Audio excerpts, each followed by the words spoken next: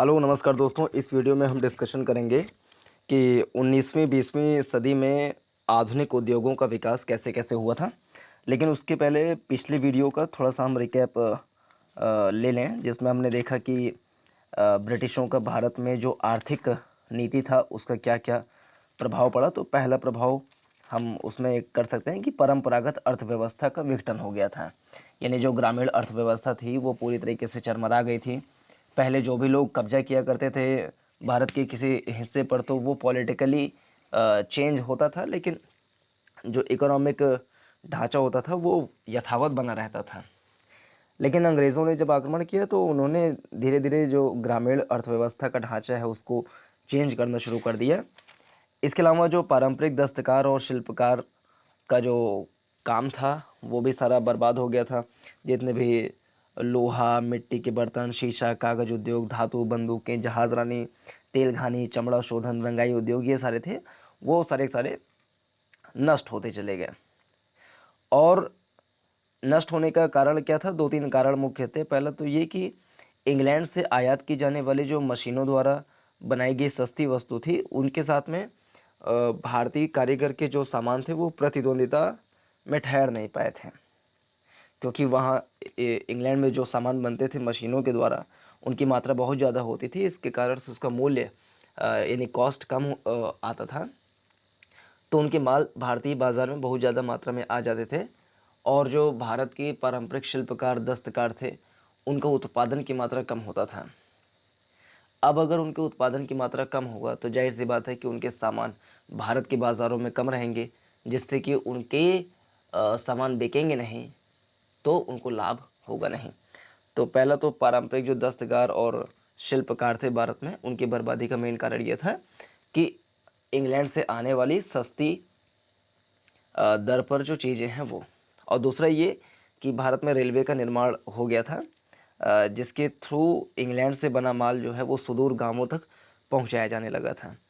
तीसरा ये कि जहाँ पर खनिज संपदा से युक्त क्षेत्र हैं वहाँ से मिनरल्स को, जैसे कोयला को लेकर के पोर्ट तक पहुँचाना, फिर उसको इंग्लैंड तक पहुँचाना, तो ये काम आसान हो गया था, जिससे भारत से धन की निकासी ये बहुत तेज़ी से बढ़ा। और जो परंपरागत जो कृषि थी उस पर भी बहुत ज़्यादा ध्यान नहीं दिया। कृषि के आधुनिकीकरण पर ध्यान नहीं दिया। जो किसान थे उनसे भू राजस्व की वसूली बहुत ज़्यादा मात्रा में किया करते थे। कई बार 50-60% तक उनके कर का वसूली हुआ करता था।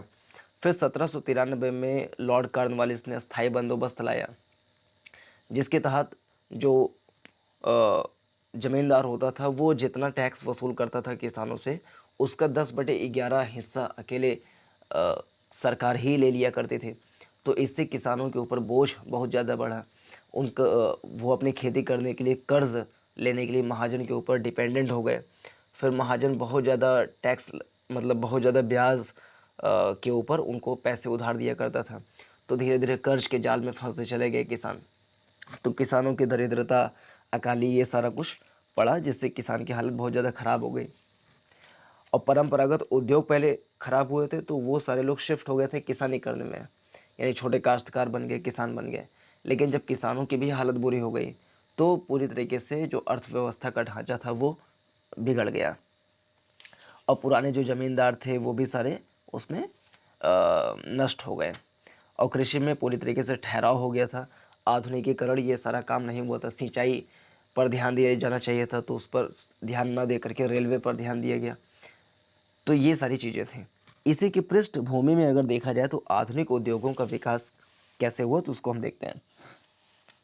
19वीं सदी के उत्तरार्ध की एक महत्वपूर्ण घटना मशीनों के बड़े पैमाने पर आधारित उद्योगों की स्थापना थी। भारत में मशीन युग का आरंभ तब हुआ जब 19वीं सदी के छठे दशक में सूती कपड़ा, जूट और कोयला खान उद्योगों की स्थापना हुई। पहली कपड़ा मिल, फिर से पढ़ें तो, 19वीं सदी के उत्तरार्ध की एक महत्वपूर्ण घटना मशीनों के बड़े पैमाने पर आधारित उद्योगों की स्थापना थी। भारत में मशीन युग का आरंभ तब हुआ जब 19वीं सदी के छठे दशक में सूती कप सूती कपड़ा, जूट और कोयला खान उद्योगों की स्थापना हुई।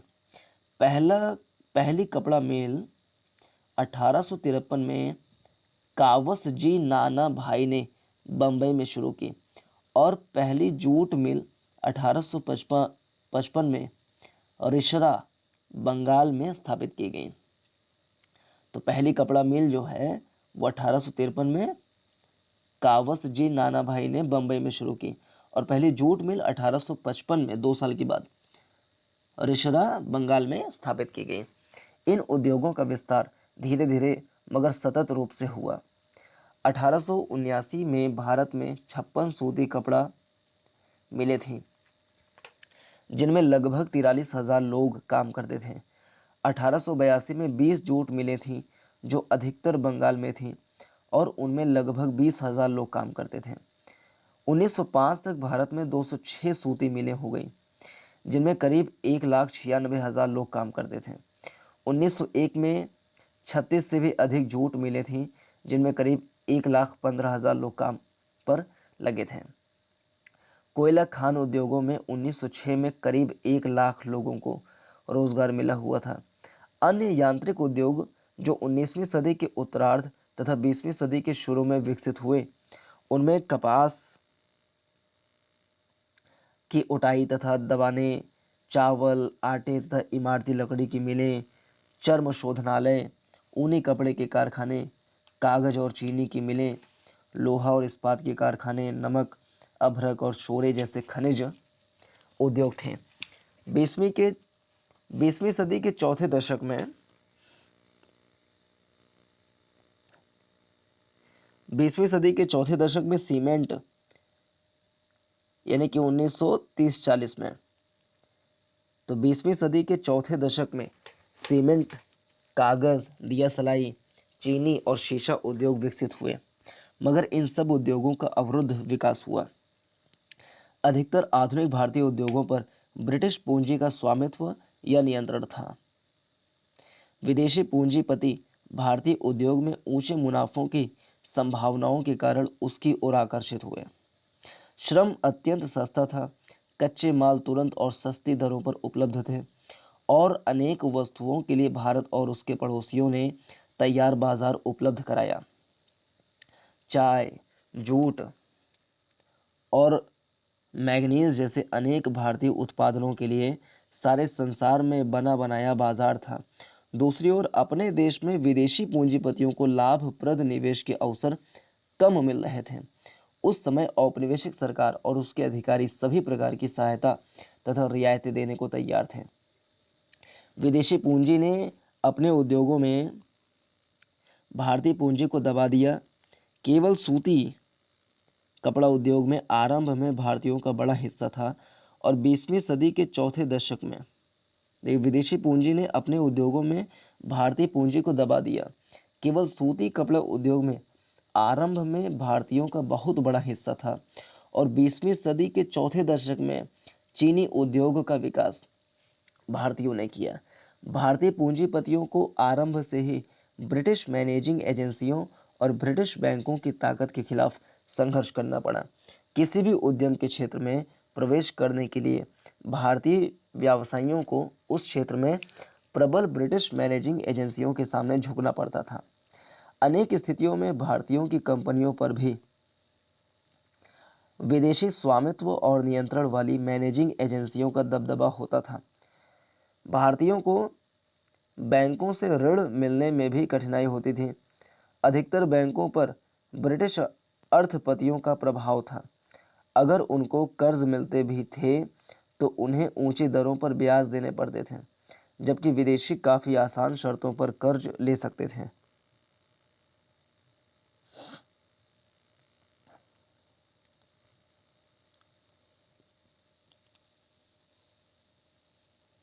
निस्संदेह भारतीयों ने धीरे धीरे अपने बैंक और बीमा कंपनियां विकसित करने शुरू कर दी। 1914 में भारत की कुल बैंक जमा के 70% से भी अधिक पर विदेशी बैंकों का अधिकार था। 1937 तक उनका हिस्सा बढ़कर 57% हो गया। भारतीय आर्थिक जीवन में अपना बोलबाला बनाए रखने के लिए भारत स्थित ब्रिटिश उद्यम ने मशीन और उपकरण देने वाले ब्रिटिश संभरणकर्ताओं, जहाजरानी, बीमा कंपनियों विपणन संगठनों, सरकारी अधिकारियों तथा राजनीतिक नेताओं से भी घनिष्ठ संबंध बनाए रखे। इसके अलावा सरकार ने भारतीय पूंजी के विपरीत विदेशी पूंजी का पक्ष लेने की नीति जानबूझकर अपनाई। भारत सरकार की रेलवे नीति ने भी भारतीय उद्यमों के प्रति भेदभाव किया। रेलवे भाड़े की दरों ने देशी उत्पादनों की तुलना में विदेशों से आई वस्तुओं को प्रोत्साहन दिया। आयातित वस्तुओं की अपेक्षा भारतीय वस्तुओं का वितरण कठिन और खर्चीला था। भारतीयों द्वारा उद्योग स्थापित करने में एक अन्य गंभीर कठिनाई यह थी कि देश में भारी या पूंजीगत वस्तुओं के उद्योगों का लगभग पूरा अभाव था। ये भारी या पूंजीगत वस्तुओं के उद्योग ये क्या होते हैं? एक होता है आधारभूत उद्योग, यानी कई सारे उद्योगों को स्थापित करना है तो उसके लिए आधारभूत चीज़ें चाहिए। जैसे एक फैक्ट्री स्थापित करना है, ब्रेड की कंपनी स्थापित करना है, फैक्ट्री स्थापित करना है, तो ब्रेड बनाने वाली जो मशीनें हो सकती हैं तो वो मशीनें बनेंगी लोहे से। तो एक फैक्ट्री बनाने के लिए लोहा चाहिए, मशीनें चाहिए, लेकिन मशीनों को बनाने के लिए जो मेटल्स चाहिए, तो उस मेटल को बनाने वाली जो फैक्ट्रियां होंगी उनको कहा जाएगा आधारभूत उद्योग। यानी वे उद्योग जो अन्य उद्योगों को चलाने के लिए या को स्थापित करने के लिए आधारभूत चीज़ें होती हैं, उनको कहा जाता है आधारभूत उद्योग या भारी उद्योग। जैसे कि विद्युत, तो विद्युत ऊर्जा का उत्पादन करना ये आधारभूत उद्योग है, क्योंकि कोई भी फैक्ट्री स्थापित होगी, कोई भी उद्योग स्थापित होगा तो उसमें मशीनों को चलाने के लिए चाहिए ऊर्जा। तो इस ऊर्जा, ये जो ऊर्जा है वो उस उद्योग का बेसिक आइटम है। तो ऊर्जा को बनाने वाला जो फैक्ट्री होगा या जो संस्थान होगा उसको कहा जाएगा आधारभूत उद्योग। इन उद्योगों के बिना अन्य उद्योगों का तेज और स्वतंत्र विकास नहीं हो सकता था। लोहा और इस्पात उत्पन्न करने या मशीन बनाने के लिए भारत के पास बड़े संयंत्र नहीं थे। इंजीनियरिंग उद्योगों के नाम पर कुछ छोटी छोटी मरम्मत वाली वर्कशॉप थी और धातु उद्योगों के नाम पर थोड़ी सी लोहा और पीतल की फाउंड्रियां थीं। भारत में इस्पात का उत्पादन सबसे पहले 1913 में हुआ। भारत में इस्पात का उत्पादन सबसे पहले 1913 में हुआ।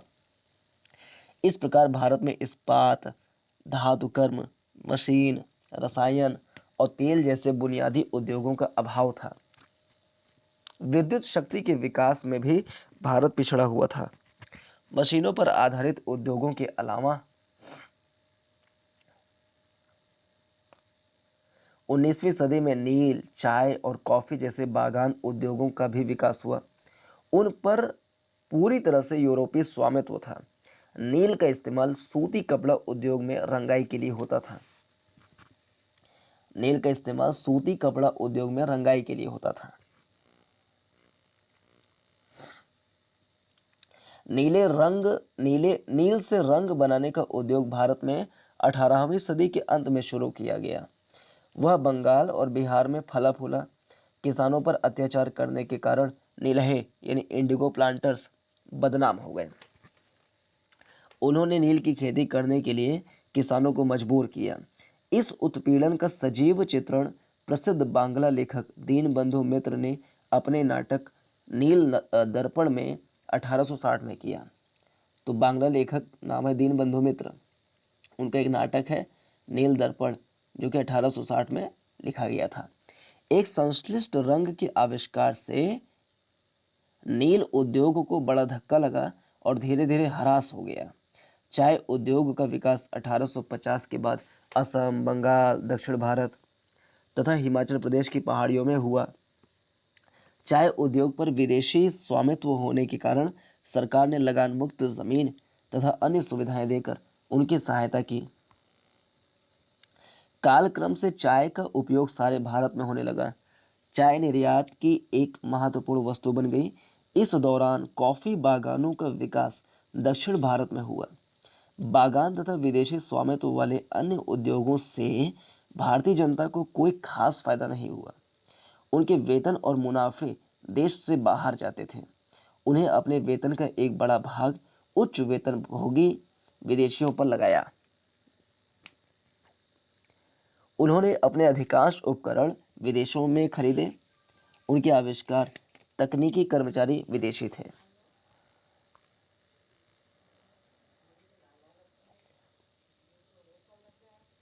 उनके अधिकांश उत्पादन विदेशी बाजारों में बिकते थे और बिक्री से प्राप्त विदेशी मुद्रा का इस्तेमाल ब्रिटेन करता था।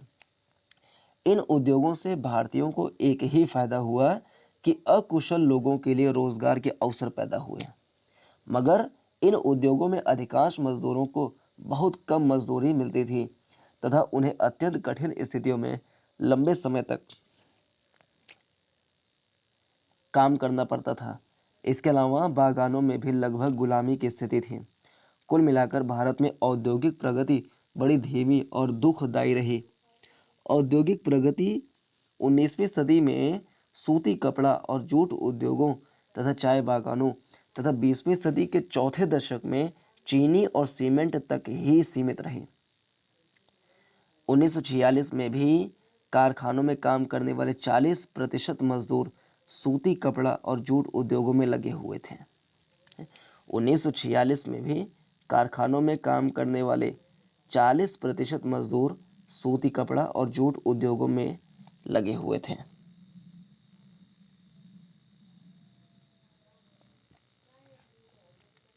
उत्पादन और रोजगार दोनों दृष्टियों से भारत का आधुनिक औद्योगिक विकास अन्य देशों के आर्थिक विकास या भारत की आवश्यकताओं की तुलना में नगण्य था। वस्तुतः उसने देशी हस्तशिल्पों के ह्रास को भी पूरा नहीं किया। उससे गरीबी और जमीन पर जनसंख्या के बढ़ते हुए दबाव की समस्याओं पर कोई खास असर नहीं पड़ा। भारत के औद्योगिकरण की नगण्यता इस तथ्य से स्पष्ट होती है कि 1951 में 35 करोड़ 70 लाख की कुल जनसंख्या में से केवल 23 लाख लोग आधुनिक औद्योगिक उद्यमों में लगे थे। इसके अलावा 1858 के बाद शहरी और ग्रामीण हस्तशिल्पों का ह्रास अनवरत जारी रहा। भारतीय योजना आयोग ने हिसाब लगाया है कि प्रोसेसिंग तथा विनिर्माण में लगे लोगों की संख्या 1901 में 1 करोड़ 30 लाख थी 3 लाख थी, जो घटकर 1951 में 88 लाख हो गई। यद्यपि इस दौरान जनसंख्या में लगभग 40% वृद्धि हुई, सरकार ने पुराने देशी उद्योगों के संरक्षण, पुनर्स्थापना, पुनः संगठन तथा आधुनिक उद्योग आधुनिकीकरण के लिए कोई प्रयास नहीं किया। इसके अलावा आधुनिक उद्योग भी सरकारी सहायता के बिना और बहुधा ब्रिटिश नीति के विरुद्ध विकसित हुए। ब्रिटिश विनिर्माता भारतीय सूती कपड़ा उद्योग तथा अन्य उद्योगों को अपना प्रतिद्वंद्वी समझते थे। उन्होंने सरकार पर दबाव डाला कि वह भारत में औद्योगिक विकास को प्रोत्साहित न करे, बल्कि उसे सक्रिय रूप से अनुत्साहित करे। इस प्रकार ब्रिटिश नीति ने भारतीय उद्योगों के विकास को कृत्रिम रूप से प्रतिबंधित तथा धीमा किया। इतना ही नहीं, भारतीय उद्योगों को अपने शैशव काल में संरक्षण की आवश्यकता थी। उनका विकास उस समय हुआ जब ब्रिटेन, फ्रांस, जर्मनी और संयुक्त राज्य अमेरिका ने शक्तिशाली उद्योग स्थापित कर लिए थे और इसलिए भारतीय उद्योग उनकी प्रतिस्पर्धा में नहीं टिक सकते थे। वस्तुतः ब्रिटेन सहित सभी अन्य देशों ने विदेशी विनिर्मित वस्तुओं के आयात पर भारी आयात शुल्क लगाकर अपने शिशु उद्योगों को संरक्षण दिया था। मगर भारत स्वतंत्र देश नहीं था, उसकी नीतियों को ब्रिटेन निर्धारित करता था। नीति निर्धारण ब्रिटिश उद्योगपतियों के हितों में किया जाता था। ब्रिटिश उद्योगपतियों ने अपने उपनिवेश पर मुक्त व्यापार की नीति लाद दी थी। इसी कारण भारत सरकार ने जिस प्रकार यूरोप और जापान की सरकारें अपने शिशु उद्योगों को सहायता दे रही थीं, उस प्रकार नव स्थापित भारतीय उद्योगों को वित्तीय तथा अन्य सहायता देने से इनकार कर दिया। उसने तकनीकी शिक्षा के लिए पर्याप्त इंतजाम नहीं किया। 1951 तक तकनीकी शिक्षा बहुत पिछड़ी रही। इससे देश का औद्योगिक पिछड़ापन और भी बढ़ गया। 1939 में देश भर में केवल 7 इंजीनियरिंग कॉलेज थे, जिनमें 2217 विद्यार्थी पढ़ते थे। अनेक भारतीय परियोजनाएं, उदाहरण के लिए जहाज़ों, रेल इंजनों, मोटर गाड़ियों और हवाई जहाज़ों के निर्माण से संबंधित परियोजनाएं इसलिए शुरू नहीं की जा सकीं क्योंकि सरकार ने कोई सहायता देने से इनकार कर दिया। अंततोगत्वा 20वीं सदी के तीसरे और चौथे दशकों में उदीयमान राष्ट्रीय आंदोलन और भारतीय पूंजीपति वर्ग के दबावों के कारण भारत सरकार को मजबूर होकर भारतीय उद्योगों को तटकर संबंधी कुछ संरक्षण देना पड़ा। तटकर यानी कि कोस्ट टैक्स। मगर फिर यहाँ भी सरकार ने भारतीयों के उद्योगों के प्रति सौतेला व्यवहार किया। भारतीयों के उद्योगों जैसे सीमेंट, लोहा, इस्पात और शीशा को या तो संरक्षण ही नहीं दिया गया या दिया गया तो वह बहुत अपर्याप्त था। इसके अलावा ब्रिटिश आयातित वस्तुओं को ब्रिटिश आयातित वस्तुओं को साम्राज्यीय वरीयता यानी इंपीरियल प्रेफरेंसेस की प्रणाली के अंतर्गत भारतीयों के जोरदार विरोध के बावजूद विशेष रियायतें दी गईं। भारतीय औद्योगिक विकास की एक खास बात यह थी कि वह क्षेत्रीय दृष्टि से अत्यंत असंतुलित था। भारतीय उद्योग देश के कुछ क्षेत्रों और शहरों में ही संकेंद्रित थे। देश के अधिकतर भाग बिल्कुल अर्ध विकसित थे। इस असमान क्षेत्रीय आर्थिक विकास के कारण न केवल आय के वितरण में असमानता आई, बल्कि राष्ट्रीय एकीकरण के स्तर पर भी प्रभाव पड़ा। इससे एक एकीकृत भारत के निर्माण का कार्य अधिक कठिन हो गया। देश के सीमित औद्योगिक विकास का भी एक महत्वपूर्ण सामाजिक परिणाम यह हुआ कि भारतीय समाज में दो नए सामाजिक वर्गों ने जन्म लिया और उनका विकास हुआ। ये वर्ग थे औद्योगिक पूंजीपति वर्ग तथा आधुनिक मजदूर वर्ग। ये दोनों वर्ग भारतीय इतिहास में बिल्कुल नए थे क्योंकि आधुनिक खाने, उद्योग और परिवहन के साधन नए थे। यद्यपि वे वर्ग भारतीय जनसंख्या के अत्यंत छोटे भाग थे, तथापि उन्होंने नई टेक्नोलॉजी, आर्थिक संगठन की नई प्रणाली, नए सामाजिक संबंधों, नए विचारों और नए दृष्टिकोण का प्रतिनिधित्व किया। वे नई परंपराओं, रीति रिवाजों, जीवन के तौर तरीकों से दबे हुए नहीं थे। सर्वोपरि बात यह थी कि उनका दृष्टिकोण अखिल भारतीय था। इसके अलावा देश के औद्योगिक विकास में दोनों की गहरी दिलचस्पी थी, इसलिए उनका आर्थिक और राजनीतिक महत्व तथा उनकी भूमिकाएं उनकी संख्या के अनुपात में काफी अधिक थी। दरिद्रता और अकाल। भारत में ब्रिटिश शासन की एक प्रमुख बात तथा ब्रिटिश आर्थिक नीतियों का एक खास परिणाम हुआ भारतीय जनता में अत्यंत दरिद्रता का साम्राज्य। यद्यपि इतिहासकारों में इस बात को लेकर मतभेद है कि ब्रिटिश शासन के दौरान भारत में गरीबी बढ़ती जा रही थी या नहीं, तथापि इस तथ्य पर कोई मतभेद नहीं है कि पूरे ब्रिटिश शासन काल के दौरान अधिकतर भारतीय हमेशा भूखमरी के कगार पर रहते थे।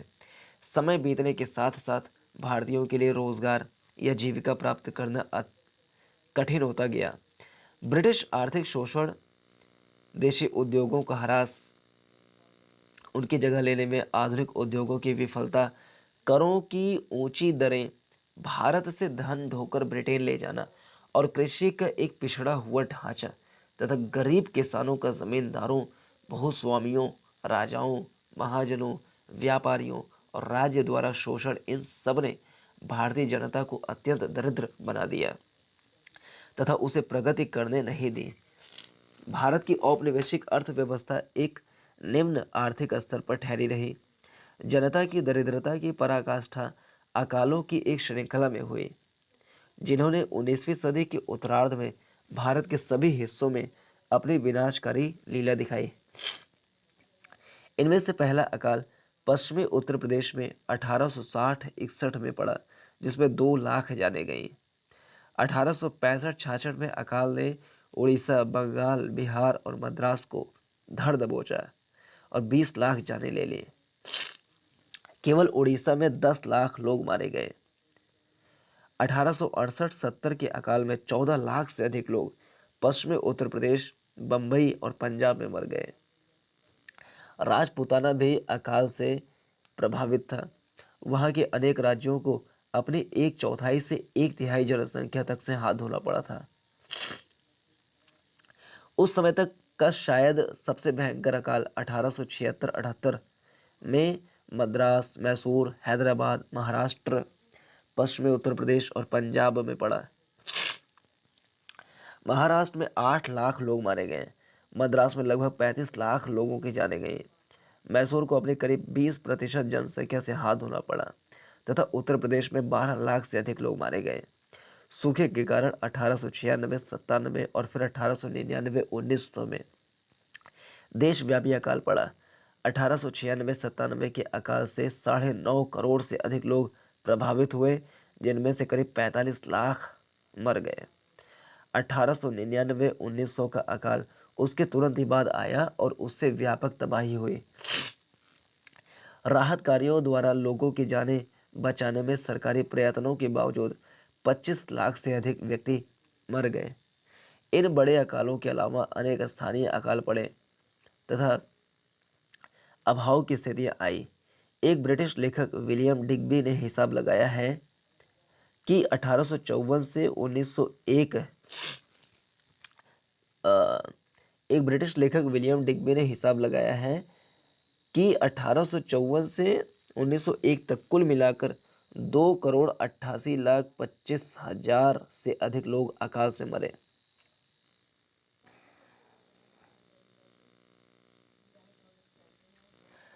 एक और अकाल 1943 में बंगाल में पड़ा, जिसमें करीब 30 लाख लोग मर गए। ये अकाल और उनमें मरने वालों की भारी संख्या इस बात का संकेत देती हैं कि गरीबी और भूखमरी की जड़ें भारत में कितनी गहरी हो गई थीं।